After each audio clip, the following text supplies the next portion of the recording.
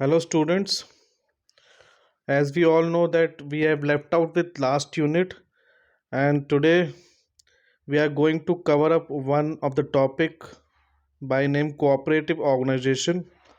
So let's talk about this topic today.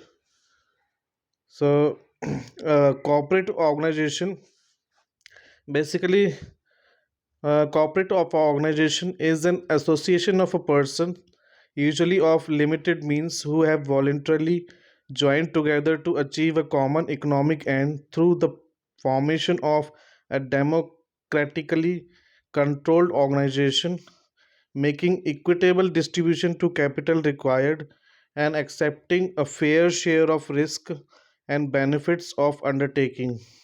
The word cooperation stands for an idea of living together and working together. Cooperation is form of business organization, the only system of voluntary organization suitable for poorer people. It is an organization wherein persons voluntarily associate together as human beings on basis of equality for the promotion of economic interest of themselves. So cooperative organization, as we have understood, it's an, you can say, an idea of living together and working together, and the form of business organization where only system of voluntary organization suitable for a poorer people. So here people voluntarily associate, and people who is having a mentality of equality and cooperation and promotion of economic interest of themselves, those kind of people, they'll cooperate among themselves, and they'll organize the capital, and they'll believe on equality. Okay, so person who is having one vote also will consider as he is having a privilege of privilege or rights of the facilities which a corporation or cooperative organization should have. So he should have that kind of right also. Even a person who is having one vote in the organization, he'll be able to become he'll be able to he'll be eligible to become a president in the cooperative organization. So it's not like that person is having less share or more share. It's about a person should have at least a share to enjoy the privileges and rights in the organization. So it's like democratic kind of organization where each and every person fair is having a fair idea or fair means of, you know having fair means of, and profits, who can enjoy the profits, and he can bear the risk as well. Then let's talk about the characteristics of cooperative organization. Following are the characteristics features of a cooperative organization as form of business organization. The first one is voluntary association. A cooperative society is a voluntary association of persons and not of capital. Any person can join a cooperative society of his free will and can leave it at any time. When he leaves, he can withdraw his capital from the society. He cannot transfer his share to another person. The voluntary character of a cooperative association has two implications. The first one is none will be denied and right to become a member, and the second is the cooperative society will not compete anybody to become a member. So as the term itself says, this is also characteristics of cooperative organization. It's a voluntary association. Voluntary means a person will be able to come in front voluntarily without any force of anyone. So he'll be free to join any of the association. That is called voluntary. So a person who voluntarily comes and join such kind of association, and that kind of person will be treated as a part of voluntary association. Then the second feature of this cooperative society is cooperative organization is, the second feature is spirit of Cooperation. The spirit of cooperation works under the motto each for all and all for each.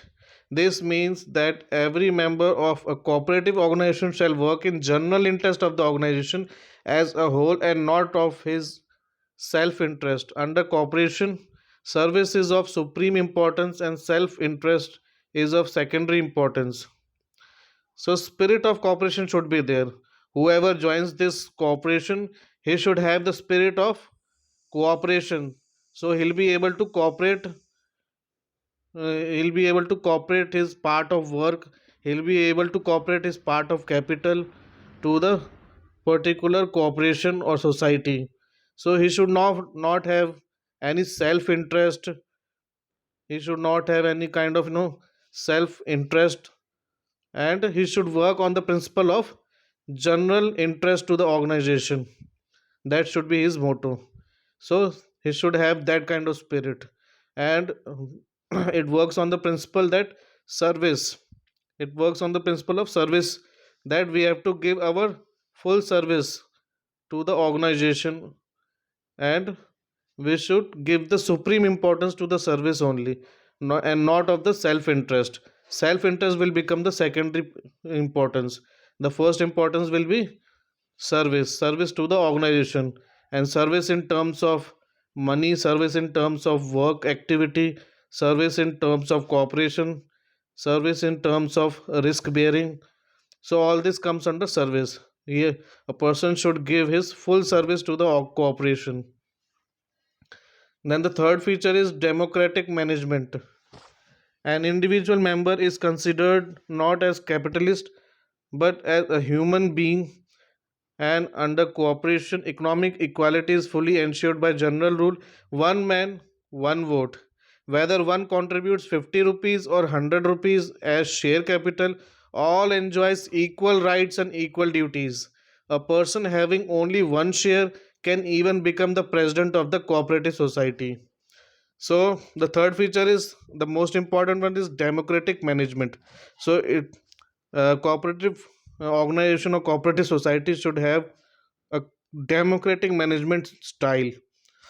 It means each and every person of who is the member of this society or the cooperative organization, he should have a right, he should have a privilege, that he can enjoy equal rights and equal duties whichever is mentioned in terms, in general terms and agreements with this, in association with this society or cooperative organization. So person, he is having full freedom in this, and there is a cooperation, and there is a economic equality, and person whoever contributes even 50 rupees or 100 rupees or even 1 rupee, a person is having 1 rupee share also, he'll be eligible to become the president of the cooperative society. So democratic management. And the fourth feature is capital of cooperative society is raised from members through share capital. So cooperatives are formed by relatively poorer section of society. Share capital is usually very limited. Since it is a part of government policy to encourage cooperatives, a cooperative society can increase its capital by taking loans from a state or the central cooperative banks. So capital capital means the funds. So the capital for cooperative society is raised from the member itself, whoever is the member of the society. From their member itself the capital has been raised, and cooperatives are formed by relatively poorer section of the society. So whoever the poorer section of the society is there, the limited funds are available for this share capital. And as a part of the government policy, government also encourage cooperatives, or cooperative society can increase its capital by taking loans from taking the loans from the state and the central cooperative banks as well. So cooperative society having that kind of facility that he can increase his share capital by raising loans from the state or the central cooperative banks as well. And the fifth one is fixed return on capital. In a cooperative organization, we do not have the dividend hunting element. In a consumer's cooperative store, return on capital is fixed and it is usually not more than 12 per month, 12 PC per month per annum. The surplus profit are distributed in form of bonus, but it is directly connected with the amount of purchases by member in 1 year. So fixed return on capital should be there. Whatever the capital is there, there will be a fixed return on that particular capital. That is for sure. And the sixth one is say cash sale. In a cooperative organization, cash and carry system is a universal feature. So, in the absence of adequate capital, grant of credit is not possible. So, cash sales are avoided risk of loss due to bad debts, and it could also encourage the habit of thrift among the members. So, cash sale also avoided risk of loss due to the bad debts, and it also encouraged the habit of thrift among the members. So always it will be focused that cash and carry system will be there, and it's a universal concept as well. So cooperative organization always focuses that cash and carry system should be there. There will be very less credit or no credit in the system. If it is there, credit will be raised in rare in rare circumstances where it is really mandatory to be raised, but where it is not necessary, then cash and carry system will be utmost priority. Then the seventh one is moral emphasis. A cooperative organization generally originates in the poorer section of population. Hence, more emphasis is laid on development of moral character of the individual member. The absence of capital is compensated by honesty, integrity, and loyalty. Under cooperation, honesty is regarded as the best security. Thus, the corporation prepares a band of honest and selfless workers for the good of humanity. Moral emphasis. This is also a feature of a cooperative organization where poorer section of a population are associated, and there will be uh, the association of these people on the basis of honesty, integrity, and loyalty. So, utmost important will be given to these special features: honesty, integrity, and loyalty. In the absence of capital, honesty, integrity, and loyalty will be compensated. So, capital is not that important as we have honesty, integrity, and loyalty. So, under cooperation, under cooperation, honesty is regarded as the best security. Thus, cooperation prepares a band of honest and selfless workers for good of humanity. So this is like moral emphasis will be given on cooperative organization. So whatever the relations are there with the members, those relation will be on the basis of honesty, integrity, and loyalty between each other. They should be a honest and selfless workers for good of humanity. The eighth feature is corporate status. A cooperative association has to be registered under the separate legislation Cooperative Societies Act. Every society must have at least 10 members. Registration is desirable. It gives a separate legal status to all cooperative organizations just like a company. It also gives exceptions and privileges under the act. So corporate status.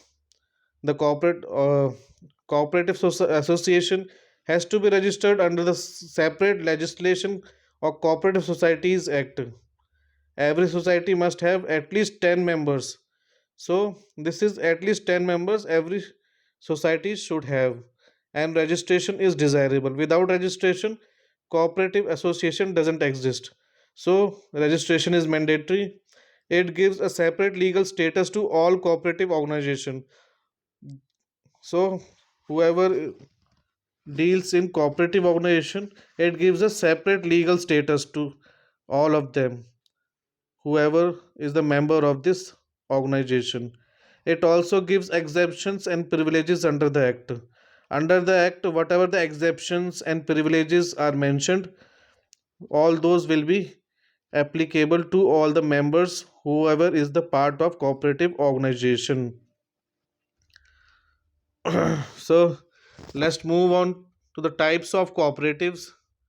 So when we talk about the cooperative types, cooperatives may be formed in all walks of life. Some of them are concerned with the moral and social uplift of a weak section of the people, while many of them combine some business activity with service to members.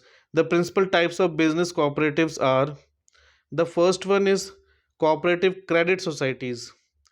Cooperative credit societies are voluntary association of people with moderate means formed with the objective of extending short term financial accommodation to them and developing the habit of thrift among them. Germany is the birthplace of credit cooperation. Credit cooperation was born in the middle of 19th century. Rural credit cooperation societies were started in the villages to solve the problem of agriculture finance. In the similar manner, urban cooperative credit society were started in India. These urban cooperative banks look after the financial needs of artisans and labor population of the towns. These urban cooperative banks are based on limited liability while the village cooperative society are based on unlimited liability. National Bank of Agriculture and Rural Development NABARD has been established with the authorized capital of 500 crores. It will act as an apex agriculture bank for disbursement of agriculture credit and for implementation of a program for integrated rural development. It is jointly owned by central government and Reserve Bank of India. The second is Consumers Cooperative Society. 28 Rochdale pioneers in Manchester in UK laid the foundation for consumers cooperative movement in 1844 and paved the way for peaceful revolution. The Rochdale pioneers, who were mainly weavers, set an example by collective purchasing and distribution of consumer goods as bazaar rates and for cash price, and by declaration of bonus at the end of the year on purchase made. Their example has brought a revolution in purchase and sale of consumer goods by eliminating profit motive and introducing in its place service motive. In India, consumers cooperative have received impetus from government attempts to check rise in prices of consumer goods. So as the name suggests, consumers cooperative society. So the idea and the whole facilities goes in and around the consumer satisfaction. So consumer satisfaction is utmost priority here. So it'll brought a revolution in the purchase of sale and in the purchase and sale of consumer goods by eliminating profit motive. So there will be no profit motive, and the main focus is on service. So service motive at will be at utmost priority. In India, consumers cooperatives have received impetus from government attempts to check the rise in prices of consumer goods. So if it is there, the rises in the prices of consumer goods, that will be checked immediately. So everything will be in favor of consumer. So consumer goods, whoever purchases or sales, those will be those will not be meant for the profit motive but only for the service motive. So consumers are given a topmost priority. Third one is producers cooperatives. It is said that birth of producers cooperative took place in France in the middle of 19th century, but it did not make satisfactory progress. Producers cooperative, also known as industrial cooperatives, are voluntary association of small producers formed with the objective of eliminating the capitalist class from system of industrial production. These society produce goods for meeting the requirements of consumers. Sometimes their production may be sold to outside a profit. There are two types of producers cooperative. In the first type, producer members produce individually and not as employee of a society. The society supplies raw material, chemical, tools, and equipment to the members. The members are supposed to sell their individual product to the society. The second type of societies, the member producers are treated as employees of society and are paid wages for their work. Then the fourth one is housing cooperatives. Housing cooperative is formed by the person who are interested in making the homes of their own. Such societies are formed mostly in urban areas. So through these societies, person who want to have their own houses secure financial assistance. So housing cooperatives, they are, so they'll be in position to give the financial assistance to a person who want to have their own house. The fifth one is cooperative farming societies.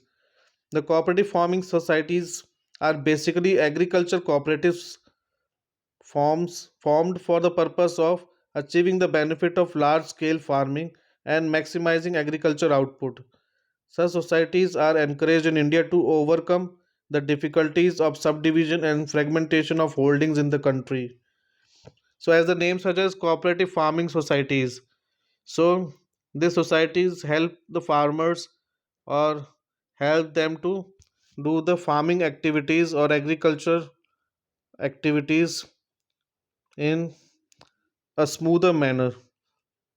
So, whenever farming or any agriculture required any financial assistance or any kind of other uh, assistance, these cooperative farming societies will help them out.